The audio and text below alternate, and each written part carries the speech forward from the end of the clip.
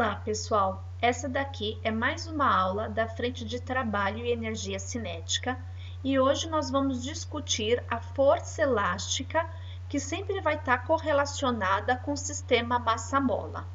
Então, o que é esse tal desse sistema massa-mola? Então, está muito bem representado nessa figura. Então, vamos olhar aqui a parte central. Eu tenho um bloco de massa M e ele está preso numa mola. A principal grandeza de uma mola não é a massa dela, e sim o K. O que é o K minúsculo?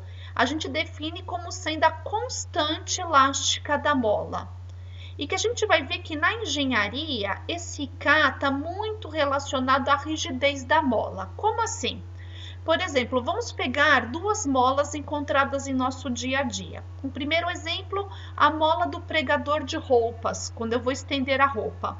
É uma mola de fácil deformação, então o K dela é baixo.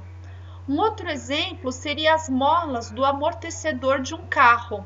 São molas maiores e mais robustas. Então elas deformam bem menos, então o K delas é bem alto. Tudo bem? Então, é nessa compressão ou extensão da mola em que a gente está mais interessado. Esse K é tão importante na física que lá no curso de Física 2, no semestre que vem, boa parte do curso será baseada nessa letra. Tudo bem? Então, no curso de Física 2, o sistema vai estar oscilando e nós vamos tirar outras consequências, outras modelizações. Mas para começar aqui nesse semestre, o que eu preciso saber? Então, vamos olhar de novo aqui a figura e perceber que tem três situações que são as principais para nós. Nessa situação do meio, nós dizemos que a mola não está nem estendida e nem comprimida. Nessa primeira situação, vocês percebem que a mola foi comprimida? E aqui nessa terceira situação, a mola foi estendida. Tudo bem? Como que a gente diferencia essas três situações? Então, a gente cria um eixo de referência central, que eu vou falar que é o x igual a zero, percebe? Então, o x igual a zero, a origem do sistema é a mesma para as três situações. Então, quando o bloquinho está sobre o x igual a zero, está sobre a origem, a gente fala que ele está no equilíbrio. Quando a minha mola é comprimida, você concorda que o bloquinho é trazido para um x negativo, tudo bem? Então, eu sei matematicamente diferenciar de uma mola comprimida de uma mola estendida, porque quando a mola foi estendida, o meu bloco é trazido para um range do x positivo. Tudo bem? Então, fica bem demarcado matematicamente as três situações. Quando o x é igual a zero, quando o x é positivo e quando o x é negativo. Tudo bem?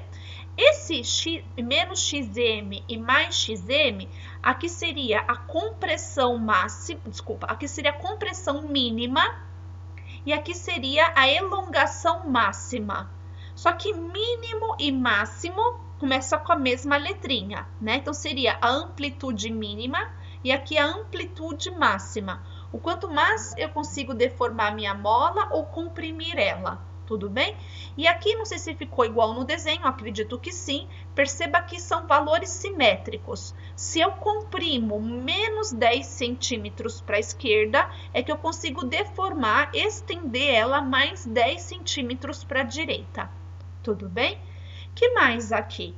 Então, a gente pode também definir uma outra grandeza na física, que é a força elástica. E a gente vai ver que a força elástica ela é definida por essa equação, que também está dentro dessa caixinha aqui, que é a famosa lei de Hooke da física.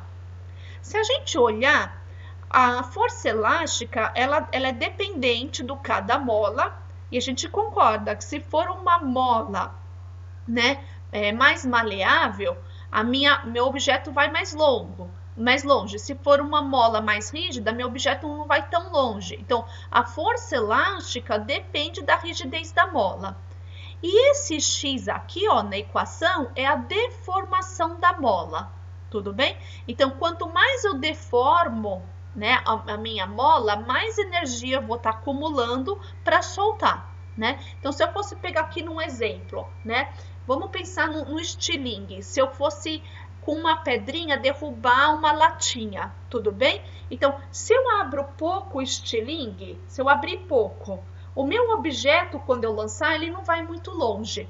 Mas se eu esticar bastante o meu estilingue, o objeto, quando eu soltar, ele tem um maior alcance.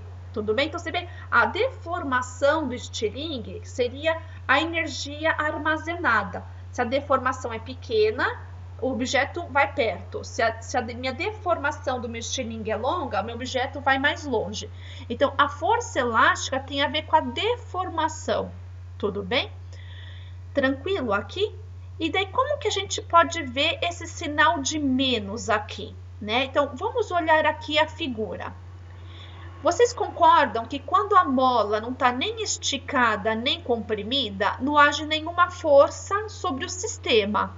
Por quê? Porque eu não comprimi nem deformei ela. Agora, se eu comprimo a minha mola e fico segurando com a mão, tudo bem? Se eu soltar o bloquinho, para onde vai querer andar esse bloquinho? Ele vai querer vir para a direita, porque a mola sempre quer voltar ao seu tamanho natural. Então, se eu comprimir a mola e soltar ela, vai aparecer uma força para a direita, que é a força elástica, que vai tentar trazer o bloquinho para a posição de equilíbrio. E também na terceira situação, se eu estiquei a mola e estou segurando, tudo bem? Se eu soltar o bloquinho vai querer voltar para a esquerda. Por quê? Porque a mola quer voltar para o seu estado natural. Tudo bem? E daí, por que a gente pode ver? O que tem a ver esse ΔX? O ΔX tem a ver com como que foi esticada essa mola, como foi a deformação dessa mola. Vocês percebem que nessa primeira situação, a mola foi deformada aqui para a esquerda. E na terceira situação, a mola foi deformada para a direita. Tudo bem? Então, vocês percebem que esses dois vetores são antiparalelos? Assim como na terceira situação, eles também são antiparalelos. Então, esse menos da fórmula vem que esses dois vetores, a força e a deformação, são antiparalelos. Isso aqui tem a ver com o sentido do vetor, porque eu preciso representar isso na matemática, ok? Então, como esses dois vetores são antiparalelos, percebe? A força elástica está apontando para a esquerda e a deformação está apontando para a direita. Como eles são antiparalelos matematicamente, eu imponho um sinal de negativo. Bem, força, a unidade dela é sempre Newton, não importa que tipo de força seja. Vamos ver qual que seria a unidade dessa constante elástica, né? Então, o que eu fiz? Eu isolei o K na mola, no K da mola aqui no canto esquerdo, o X estava multiplicando, eu passei para cá dividindo. Gente, aqui eu não estou interessada no sinal, eu estou interessada na unidade, no sistema internacional. Unidade de força é Newton, unidade de deformação é metro. Então, no sistema internacional de unidades, o K da mola é Newton por metro. Tudo bem? É importante vocês também decorarem, memorizarem essa nova unidade. Só que a aula desse tópico não é aprender somente a força elástica. Nós também queremos conhecer como calcular o trabalho realizado por uma mola. E aí, será que vocês percebem que a força elástica é uma força variável, né? Para quem não percebe que é uma força variável, a gente pode traçar o gráfico da força em função da posição. Não sei se vocês percebem que é um polinômio de primeira ordem e um polinômio de primeira ordem é uma reta, percebe? Será que vocês perceberem que a lei de Hooke, no gráfico da força pelo deslocamento, pela posição, pelo x, que é uma reta, dá para perceber que é uma força variável? Por quê, professora? Porque se fosse uma força constante, seria uma reta na horizontal, né? Então, eu vejo que para cada valor de x, a minha força vai aumentando em módulo. Tudo bem? Então, a força varia. E a gente conversou nas videoaulas passadas, na verdade na anterior, que sempre que for uma força variável, para calcular o trabalho dela, eu tenho que fazer a integral. Então, eu vou fazer a integral da força no espaço dx, né? E lembra que trabalho é uma integral definida. Eu trago a minha mola de uma posição inicial até uma posição final. Tudo bem? Eu posso comprimir ela ou esticar ela, mas eu sei a posição inicial e final. Tudo bem? Então, para nós é importante você lembrar de escrever os integrandos. E aí, gente, é brincar com integral de polinômio. Força elástica, ó, é menos kx. Então, eu vou pegar o menos kx aqui, vou trazer aqui para baixo para substituir. E aí, como que faz integral de polinômio? Então, eu vou copiar o sinal de menos, copio a constante k.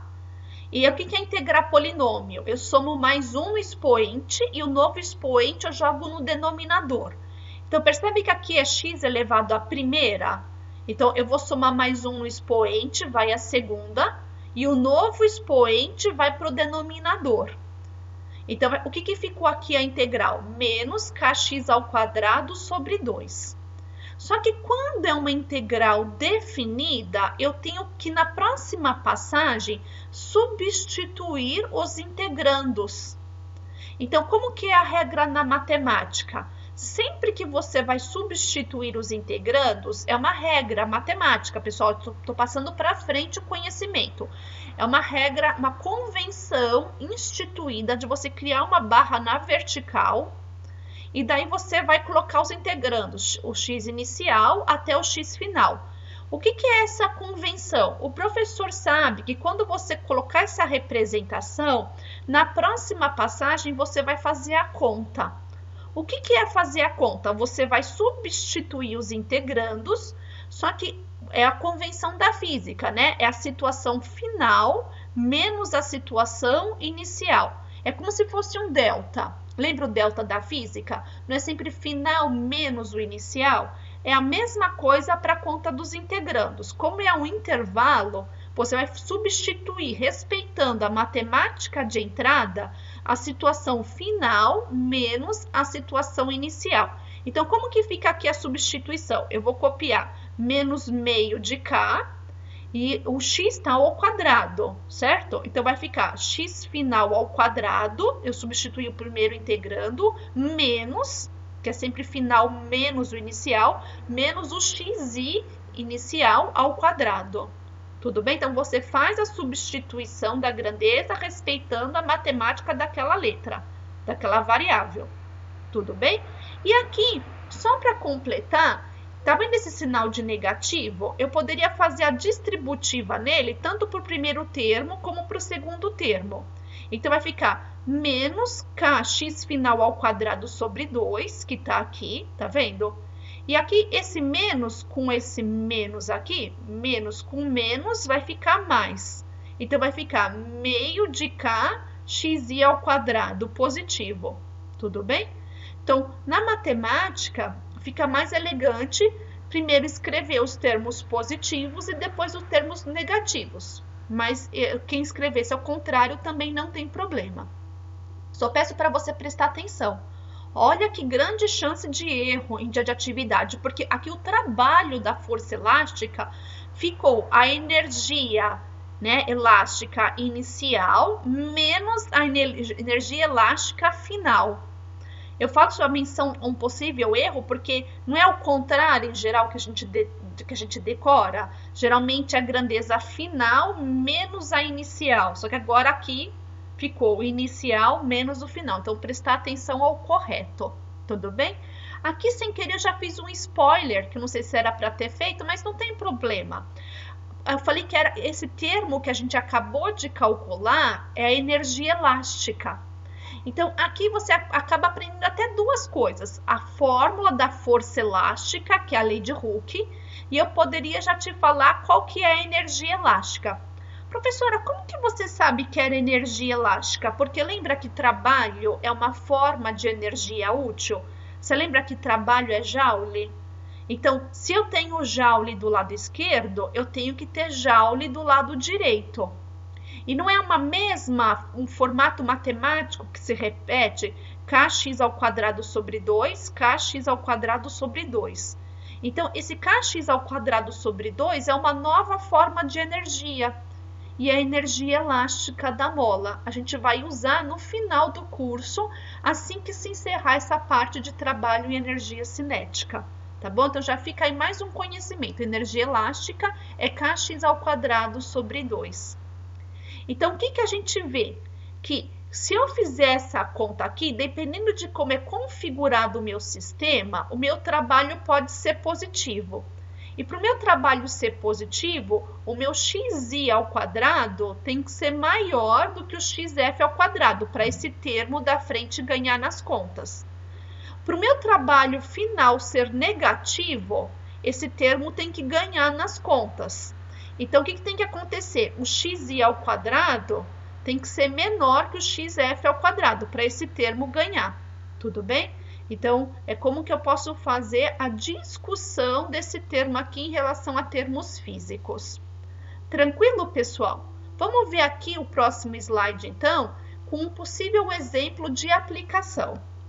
No exemplo de aplicação, ele é feito em cima de um exercício resolvido já do Halliday, mas vamos fazer aqui a leitura. Ele fala assim, na figura, depois de deslizar sobre uma superfície horizontal sem atrito, com velocidade de meio metro por segundo, um pote de cominho de massa de 0,4 kg colide com uma mola de constante elástica K, 750 newtons por metro, e começa a comprimi-la. No instante em que o pote para momentaneamente por causa da força exercida pela mola, de que distância d a mola foi comprimida? Então, é assim, vamos com calma aqui. Eu tomei a liberdade de já anotar os dados iniciais. Então, ele falava que o pote, esse maçor vinha em direção à mola e ela tinha uma velocidade, esse bloco tem uma velocidade inicial de meio metro por segundo. Falou que a massa desse bloco, desse pote, é de 0,4 kg. E ele deu a rigidez, a constante elástica da mola, que era de 750 newtons por metro. E ele fala que quando começa a colisão com a mola, vai começar a comprimi-la até que a massa, ele fala assim, ó, note em que no instante em que o pote para momentaneamente. Então, quando esse bloco M colidir com a mola, ele vai comprimir ela e vai comprimir até quando? Até a compressão máxima, quando a velocidade final é zero. Mas de onde que eu tirei que a velocidade final era zero? Porque ele fala que o pote vai parar. Ele dá o verbo parar, então eu sei que a velocidade final é zero. E ele quer que calcula essa distância, quando ocorre a parada do bloco. Percebe que ele também fala que o verbo parar aqui embaixo. Ele quer que a gente calcula essa distância. Tudo bem? Então, aqui, para facilitar, né, a gente tem que usar as fórmulas que a gente acabou de aprender. Então, no slide anterior, a gente tinha esse quadro azul, que foi do trabalho da força elástica. Eu trouxe ele para cá, essa fórmula. E das videoaulas anteriores, nós temos a fórmula do teorema trabalho-energia cinética, que nós já temos utilizado essa fórmula em todos os exercícios. Então, você também pode correlacionar essas duas equações. Como que eu sei isso, professora? Porque eu não tenho trabalho dos dois lados esquerdos. Então, eu posso igualar essa equação com a equação de baixo. Não tem problema nenhum e foi até o que eu fiz aqui na próxima linha. Tudo bem? Eu igualei a primeira equação com a segunda equação. Percebe isso? Agora, o que é importante? Nas duas equações, eu tenho um ponto inicial, final, um ponto inicial e final, tudo bem? Então, eu acho que fica mais fácil para todos nós delinearmos um ponto inicial e final, porque se vocês olharem o slide inicial, sem a minha explicação, não tinha essa linha tracejada aqui, ó. Tá vendo essas duas linhas tracejadas? Fui eu que criei. Então, eu defini como a posição inicial o momento do encontro do bloco com a mola. E o meu ponto final vai ser o ponto da parada, tudo bem? Então, lembra, quando aqui é a situação em que a mola está na posição inicial dela. A mola não está nem estendida, nem contraída. Ela está na posição natural dela. Vamos recordar? Quando a mola não está nem estendida nem contraída, o que a gente fala na física? Que é o x igual a zero. Lembra disso? Então, eu usei esse recurso aqui. Então, na posição inicial, o x é zero. Então, como ela vai ser comprimida de uma distância d, que justamente quem eu tenho que calcular, vou falar que o x final é o d, que é a minha pergunta da questão. Então, vamos substituir aqui os dados. Então, é meio de o K, ele falou que era 750. O x inicial, a gente definiu como sendo zero, menos o meio, o K é 750, e a posição final ao quadrado vai ficar d ao quadrado. Tudo bem? Isso aqui eu vou igualar, que é igual ao teorema energia cinética. Então, será que ele forneceu o valor da massa? Sim, ele forneceu, é 0,4. A velocidade final, ele próprio falava que ao final da compressão o bloco ia parar. A velocidade final é zero. mv ao quadrado sobre 2, menos a massa de novo é 0,4. A velocidade inicial, ele falou que era meio. A velocidade inicial, ele falou que era meio ao quadrado dividido por 2.